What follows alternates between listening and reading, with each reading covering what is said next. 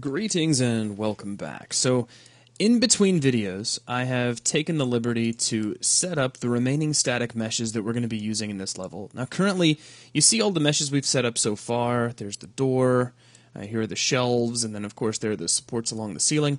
Now, if I come over here and go to View, Browser Windows, and open up the group editor again, you'll see that we have those groups that we set up in the last video, and I'm going to slide the group editor kind of off the view so that all we see is just this list of various groups. And what I want to do is walk you through the groups that were added kind of during the interim so you can see the meshes that were used, get an idea of how they were placed, and then if you'd like to build something similar, you should be armed with everything you really need. So, starting here on this kind of diagonal wall, we built some tanks. And it may look complicated at first, but really all it is a single tank static mesh repeated 3 times. And then we've got some pipe static meshes here, which you can see there's a T-junction, and then a straight piece, and then another T-junction, and then a little elbow at the very end, so very simple. And then we've got these little clamp-like pieces that just kind of pull one out so you can see it, that are placed to look like they're holding the tanks onto the wall. Very straightforward. It really only takes just a couple of moments to set up. And really, that's going to be true of everything you see here. But when you combine it all together, the level starts to feel a bit more rich. Like it has a lot more detail, a lot more things going on. So there's our wall tank system. Now, over here on the other side of the room, on this opposite diagonal wall, we set up what I call the hose wall. And this looks really complex at first. If you're not used to placing meshes, this might be kind of scary. But let me just kind of pick it apart real quick. So we've got these meshes here. And you can see these are just some straight pipes that have been rotated at 45 degrees. If I slide these out of the way, this still looks really complicated until you catch on that the bulk of these hoses, like right here, that's just one static mesh. And if you want to see which one it is, if you just happen to be curious on this one mesh, you can click Find in Content Browser. And this is SNEC Wires SM Thin Wire 12. There's a whole bunch of these. And they've just kind of been piled together. There's some straight ones in the background and then some curly ones up front. And they've been strategically placed so that when these pipes are put up against the wall, as I kind of undo all the way back, some of these kind of random ones sort of, weave in and out of the pipes. Didn't take very long to set up. Now, continuing on, let me go back to the group editor. So, over here in this little area, we added a vehicle rack. So, I mean, it looks just like a little walkway. In fact, it is just a little walkway, with some rails around it, little hydraulic supports at the corners, and this really cool kind of a mechanical arm, almost like a robot arm system helping to hold up one end. So you can maybe imagine that sliding along or lifting the rack up and down, and then we can place a vehicle on this later if we so desire. Now, moving back over here to this side of the room, we added what I call the air compressor. And that's just kind of what it's supposed to represent. We have this one mesh over here, so it's just a couple of tanks with some kind of cool control box in between them. And then really it's this same tank that we had over here on the wall, just a bit larger, stacked on their end with a rack underneath. So there we go there.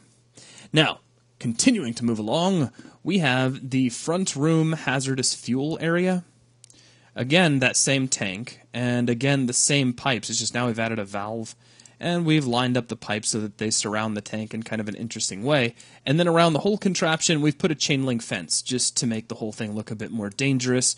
And over here on the side, we've got these pipe static meshes that have these cool kind of alarms built onto the top in case the pressure gets too high. Which brings us over here to this area. And I'm going to move my light. Things are getting a little dim here, so let me take this light. We'll just slide it over here. It's just our work light anyway. And this is where we built the hydro station, or at least that's what I'm calling it. Now this may be one of the more complex contraptions that we put together. We have this little kind of hydro tank static mesh. Now if you want to see which one this is, I know I'm not showing you every single thing, but there's really not too many meshes to dig through. So let's find this in the content browser. And this is the LT Mech SM Text Cylinder 01. What a great name. And if I hold down the L key, we can kind of rotate around that. You can see what it looks like. Now, surrounding this, we've got exactly the same pieces we used up here along our supports, just repeated. And then we've got the same pieces that we used over here on the wall tanks to hold them up, just kind of aimed back in the other direction.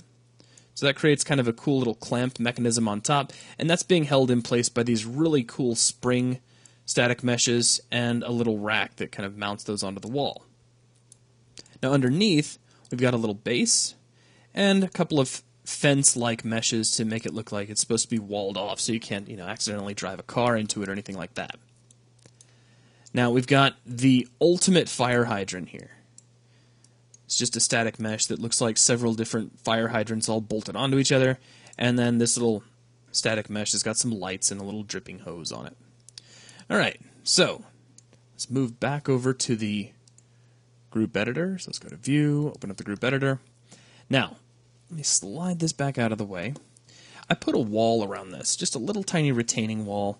I thought it made sense since this might be the kind of thing that could leak everywhere. Now, this wouldn't exactly contain the leak, but it would keep it from spilling out too far too quickly. So it's just a little tiny division wall. And that's just about everything in this room. I think there's just a couple of other things. There were some stacked crates over here, just kind of make everything look a little more cluttered. And really, I think that's about it. Now, the last thing that we added were some light sources, some static meshes that looked like lights. So if I come over here to front room light meshes and turn that on, you see that all around the room we've placed, like here's one little light static mesh, and then we placed these guys along the ceiling.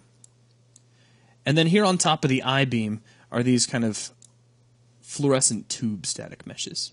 So there's lights kind of all over the place, but right now they're just static meshes. They're not really emitting any light, and we'll talk about how to deal with that a little bit later. The only other thing up here in the front room is some debris, and these are just some debris static meshes that are kind of scattered on the floor. There's some busted rocks over here, and there's this kind of scattered static mesh. It looks almost like concrete was poured on the floor or something. Okay, so let's move on and take a look at the back room. Now the back room was kept fairly simple, a little cleaner. We started off with some generators along one wall, so it's just same static mesh copied twice over. And then on top of that, we put some walkways. So we've got a little pair of stairs, walks around, got a nice railing system so we can walk around up there. Now across the other way, we've got some storage tanks. This is that same tank static mesh that you keep seeing over and over again. And the same rack that was actually used in here on the floor. Just repeated and scaled up. So I have these huge storage tanks. And then we have the back room hydro station, which is that same hydro tank. And you recognize these meshes. Just repeat it over again. Just give them a new purpose back here. And we've got this little tiny guy here just to help us out. Now, let's see, continuing along, we've got the back room light meshes. So these are all the light meshes. So more of these guys. And then we have these blue meshes up here up top. And those are on both sides of the room. There's also some lights back here behind the generators, just to make things look a little bit more complete. Now, if we creep our way all the way back around, the only other thing I added to this level, and it was just to kind of make it, I don't know, look a little more cluttered, like a little more was going on, I added some hanging cables. Now, if you take a look, these look a lot more complicated than they really are. You'll see it's just this one static mesh has 3 separate hoses, and then that was duplicated off a few times, and this is all one static mesh. So you just duplicate this a few times, and you end up with a nice kind of hangy, complex cable look. And that's it. That's all the static meshes that we added. So I would love to actually walk around this level, but currently the lighting needs to be rebuilt, so we would just get a black level. So what I'm going to do instead is go ahead and save at this point. And then from here, we're going to move forward and take a look at lighting up our level.